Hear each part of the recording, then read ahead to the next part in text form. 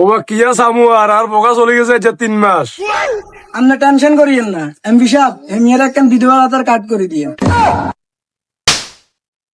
এটা কত নম্বর আমার লিস্ট হবো? আর জৈব বেকুবপুর ইউনিয়ন গাদারহাট 1 নং ওয়ার্ড। ওই গাতারাট, হ্যাঁ চলো। চলেন। এই বাইর ভোটার বেশি আছে আমগো, আচ্ছা। বুঝছেন?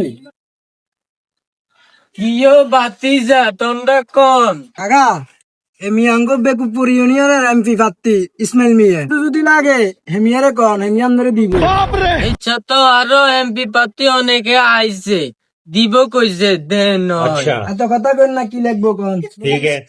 অন তুই দিবানি? ইনশাল্লাহ কাকা সব দিব, আপনি কি লিখবো বলেন? আর গরিয়ান দেখছো নি? গরিয়ান বাঙ্গা, আরে একখান ঘর করিয়ে দিও। ওরে কাকা, আপনার বয়স তো কম নয়, দুদিন অত্যন্ত মরে যাবেন, গদ্দি কিরবেন আপনি। ঠিক আছে না নেতা? আসসালামু আলাইকুম। ওয়ালাইকুম সালাম। আসসালামু আলাইকুম। সিরাজ ভাই, ইয়াঙ্গো এমপি প্রার্থী আরে, আপনি যদি কিছু লাগে কইতে না মিয়া দিব।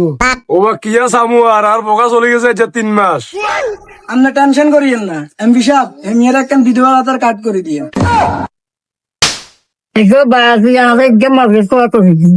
ওরে দাদি মরগাস কিল্লা আলেন, আবার খোয়ার কথা কর।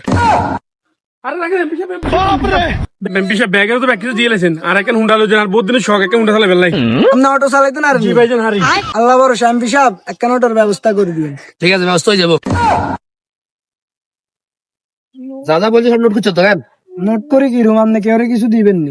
এটা ঠিক, আপনি নিয়ে নেতা আপনি এটা আগে চিন্তা করেন। চলেন।